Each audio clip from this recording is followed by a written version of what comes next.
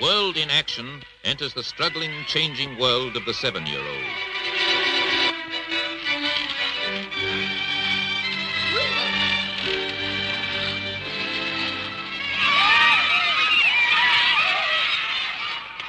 This is no ordinary outing to the London Zoo.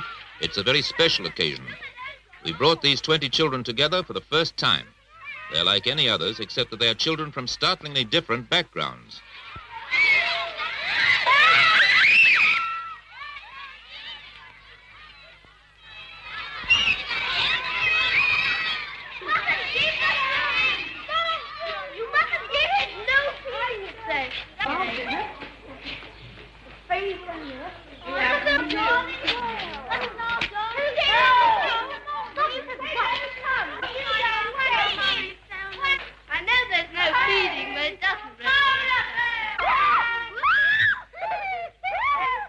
Why do we bring these children together? Because we want to catch a glimpse of England in the year 2000. The union leader and the business executive of the year 2000 are now 7 years old. Give me a child until he is 7, and I will give you the man. Well, if I can't be an astronaut, I'd like to be a bridal sergeant in the police force, like my dad is. When I grow up, I'd like to find out all about the moon and all that. Let's get to know these children. Taking her little sister to school on a London housing estate, Jackie.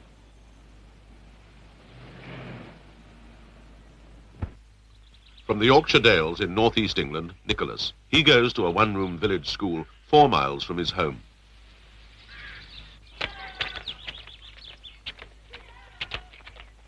From a Liverpool suburb in northwest England, we choose Neil.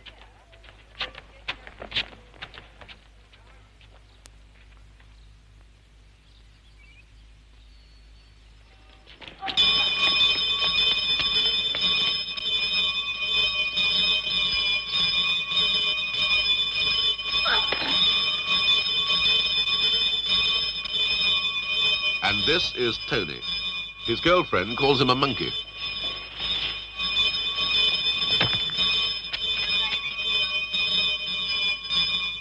He goes to one of the older schools in London's East End slums.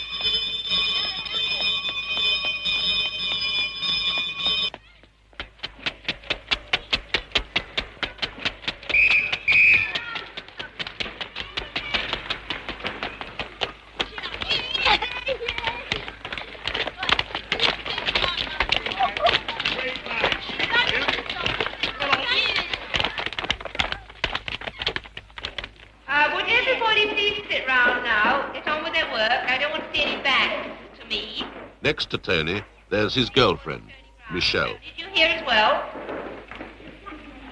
On with your work in front. Tony! Don't turn round again.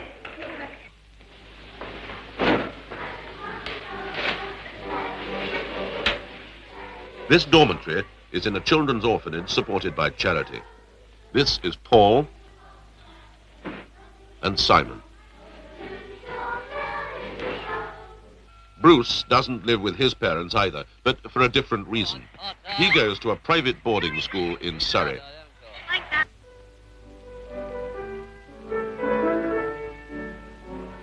In the headmistress's study of a fashionable school for girls, we meet Susie.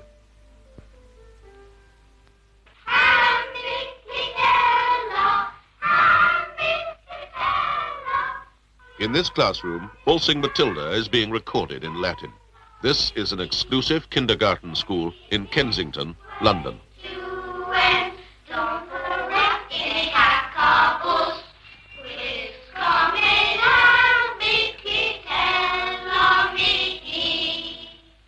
think the Beatles are mad because they make too much noise and their hairstyle is so bad. If they compose softer music, I wouldn't mind so much.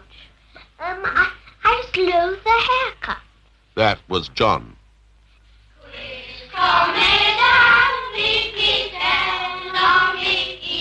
This is Charles and Andrew.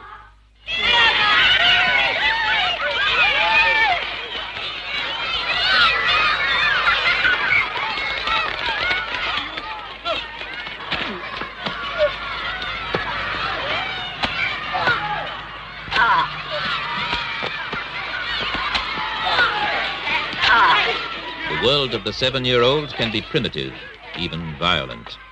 What do the children themselves think about fighting? Is it important to fight? Yes. Well, I feel like bundling when there's already a fight. I always feel like that. We don't do much fighting in school because we think it's horrible and it hurts. Sometimes we go out and play nicely with the boys, and sometimes we go out and argue with the boys. Jackie's friends are Susan and Lindsay. Most of the time we're all right, but one day when I remember we were all coming to school, and at playtime when we got out they started hitting us, so we started to fight on them. So we said, we're never going to play with you again, but we always do. Well, we pretend we've got swords, and we make the noise of the swords fighting, and then when somebody stabs us we go, ah. I just like fighting, Sammy. Yeah, tell me about it. I just walloped him. He was in the washroom with me, and he threw soap at me, and I chased him in the class and clunked him. When I was down in the place at Kent, there was this little boy who was young. He's younger than me, and my nanny was having a game with him. And he was a naughty boy because he slapped me in the tummy. Some boys can be nice and others can be horrible. And then he slapped Nanny, and I don't like that kind of boy. It's really silly to fight, because if you fight and Miss comes in the classroom, you only get told off. Well, loose arms from the 14 sideways, commence! The vast majority of 7-year-olds know little of discipline, but a few, from the moment they're born, are trained to accept it. I think discipline is fair enough. For Mr. Sergeant, and he's quite good one. Last time he wasn't. He had a cold, and we didn't want to wear his voice out from shouting. Well,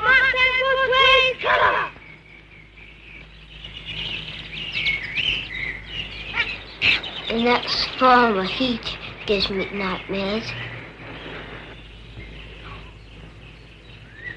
Right home! We're left turn! Go right way! I think the system of having house captains is rather good, because when somebody's naughty, the house captain asks him and has a talk to him. Once I had a talk to Greville. He was in my house, and I asked Sir if he could put him out of my house because he was always getting minuses. What did Sir say? Yes. So Sir said that we would see about it this term. Well, I think it's a very good system. Have you had to speak to anyone? It's just because you're one, I suppose. No, you're not. I haven't. You're not, are you? But I am. It's Straw Mackiness. You got 3 minuses in a day. He's a pest.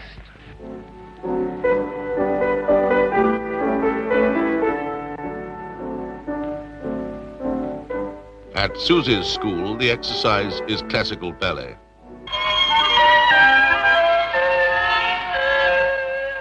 For Neil and his classmates, it's free movement to music.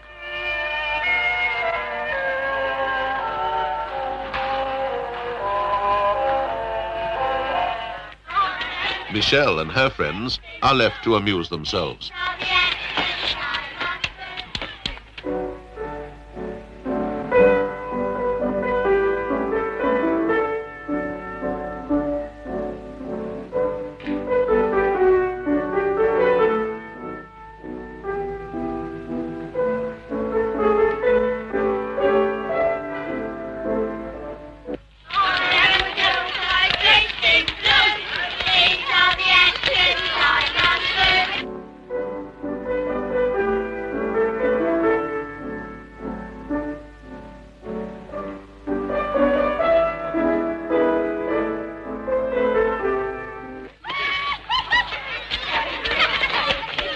This distinction between freedom and discipline is the key to their whole future.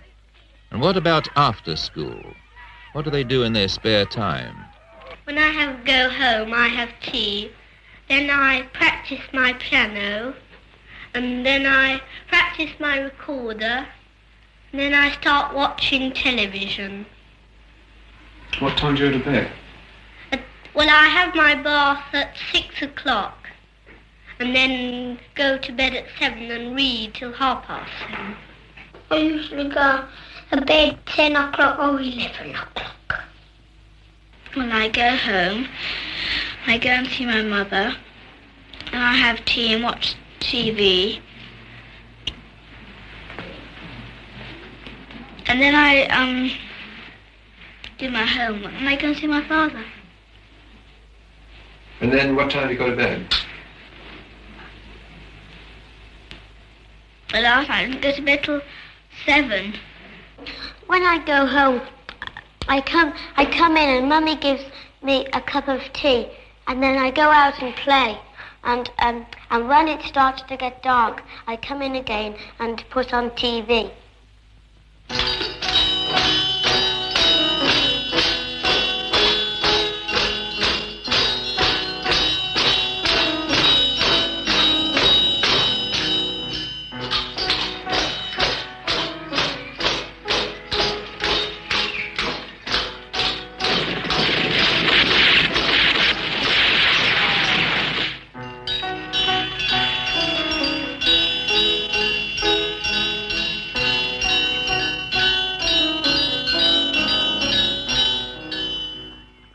Nicholas is the only child in the village, except for his 1-year-old baby brother. He likes living in the country, even if it is lonely. But Neil from Liverpool said he preferred living in town. Because in the winter, if you lived in the country, well, it was just all wet and there wouldn't be anything for miles around. And if you get soaked if you tried to go out, and there's no shelter anywhere except in your own house. But in the town, you can go out on wet, wintry days because you can always find somewhere to shelter because there's lots of places. They'd like to come out for a holiday in the country when I like to have a holiday in the town.